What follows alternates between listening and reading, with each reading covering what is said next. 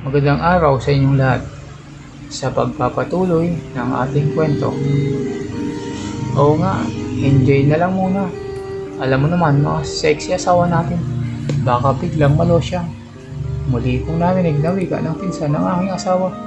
Minarapat kong tapusin na ang aking gawain. Marami pa silang napag-usapan. Usapang lalaki na sadyang nakakapagpataas ng aking bogli sa katawan. Lalo pang nabuo sa aking isipan ang imahe ng kanyang pinsan. Wala naman siguro masama sa pagnanasa. Iniisip ko na lang na parehas ang aking nararamdaman tuwing pagnanasa ni Badong ang ilang artista sa telebisyon. Guys, kain na! Sigaw ko sa dalawa. Ayaw ko pa sanang putulin ang kanilang kwentuhan. Gayong maging ako ay nasisiyahan. O insan, kainin mo na daw si Kay. Biro ba ni Kuya mong Merto? Hahaha, ulul. Mamaya talagang kakainin ko yan. Hahaha, balik naman ang aking asawa. Yabang, kapag dumating na si Patricia, pagpasensyahan mo na kung magiging may kami. Ha? Bawi naman ang kanyang pinsan.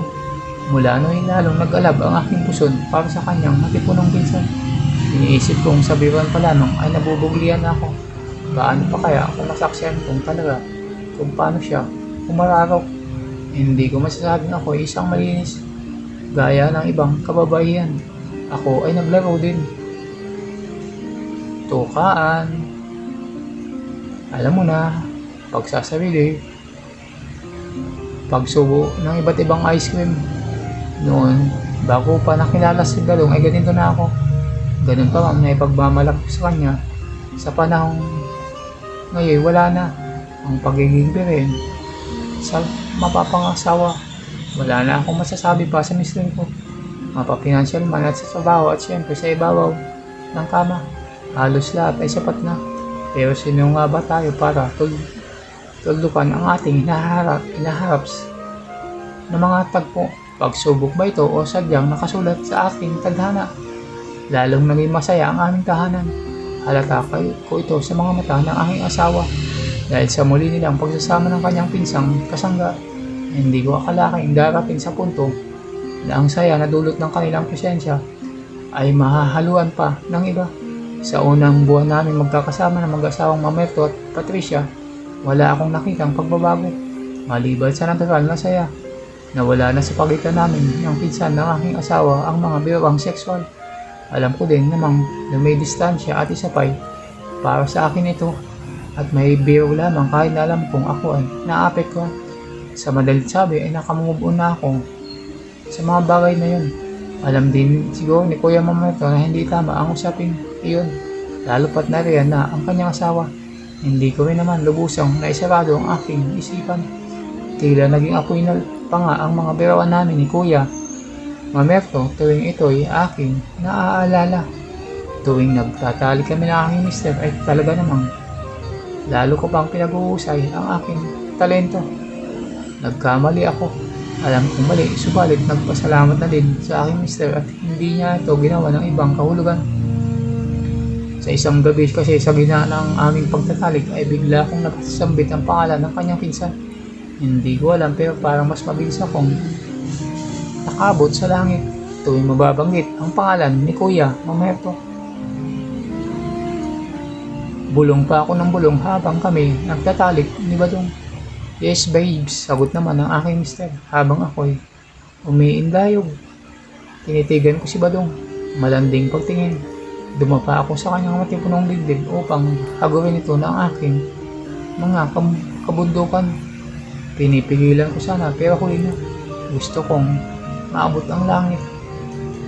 Kaya't akin na itong ibinala. Papalakas ang bulong ko. Nang ako'y nagpaputok ng bulkan. Nabigla pa nga si Badong sa aking naging reaksyon. Natuwa din siya dahil alam niya na ako'y nakatapos na. Ang hindi niya alam ay ibang lalaki ang nasa aking isipan. Katawang pisikal nga niya ang nakasupong sa aking katawan. Subalit ang aking diwa ay sa iba nakatuon. Hi babes, malakas ba boses ko? Tanong ko sa aking asawa. Medyo babes, hagot naman ni Badong. Ilang saglit pa bago sumirit Ang mga tagta, binitawan ko na. Ang mga kataga, nandyan ba si Kuya Mamerto? Baka marinig tayo. Patuloy ko pa. Hindi naman siguro halata. Nagtanong ako gamit ang pangalan ni Kuya Mamerto. Nagtanong na, parang inosente lang, ngunit sa kabila nito, gusto ko talagang banggitin na parang siya talaga ang aking kasiping. Sa eksaktong tiyempo, tuluyang pumisitsit ang mga likido. Sinabayan ko ito ng giling sa kanyang ibabaw. At pinagpala ko pa ang aking mga kabundukan. Kay sarap, kay linamnam. Mas nakakabugli pala habang ginagawa mo yun ng iyong asawa at nag-iisip din ako ng iba. Di ko alam, parang nandyan yata, sagot ng aking asawa matapos akong makarating sa dapat puntahan. Karaniwan sa aming mga pagtatalik ni Badong tuwing ako ay siya nakakarating sa langit ay mayroon kaming break. Pahinga kung saan kapwa kami hahabol ng aming hininga at bubuong muli ng bogli. Ngunit maging ako sa aking sarili ay nagtaka dahil nung unang pagkakataong iyon ang aking katawan ay parang makina. Matapos ang nilang agos ng mga dagta, sinamantala ko ang kahigtingan ng kanyang sundalo. Muli kong iginalaw ang aking balakang. Kinontrol ko pa ang aking harapan upang ang kanyang sundalo ay ipitin. Muli, napapalakas ang aking bulong. Mas lalo kong ginanahan dahil nabuong muli sa aking imahinasyon na ang lalaki sa aking kailalim ay ang pinsan ni Badong. Iniisip ko na ang mahabang iyon na nakapasok ay ang matigas na kay Kuya Mamerto. Hindi naman siguro ito masama. Wika ko sa aking isip. Hindi naman talaga ako inaano ng aking bayaw na pinsan. Ginagamit ko lang ang kanyang imahe upang lalong mag-alab ang aking katawan. Minsan nga ay naisip kong parang mas maganda kung talagang magiging bukas ang aming isipan. Yun bang tatanungin ako ni Badong kung ano ang aking pantasya? Sabay sasagutin ko siya na nabubuglian ako kay Kuya Mamerto. Isang araw, hindi ko naman talaga ito plinano. Nasanay kasi ako na walang suot na panloob pantaas sa loob ng bahay. Lalo na noong wala pa kami kasamang iba. Hindi ko ito nakaligtaan kahit pa nandito na sila Kuya Mamerto. Dahil alam ko naman kapag umagay wala sila dito.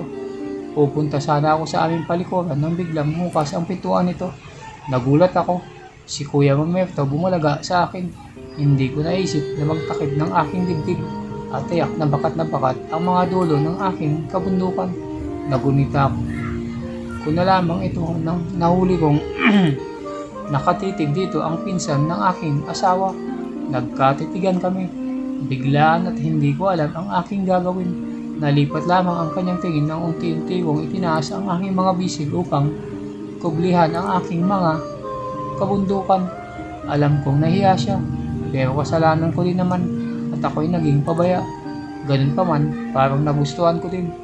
Parang nagustuhan ko na ako'y kanyang sinisilipan.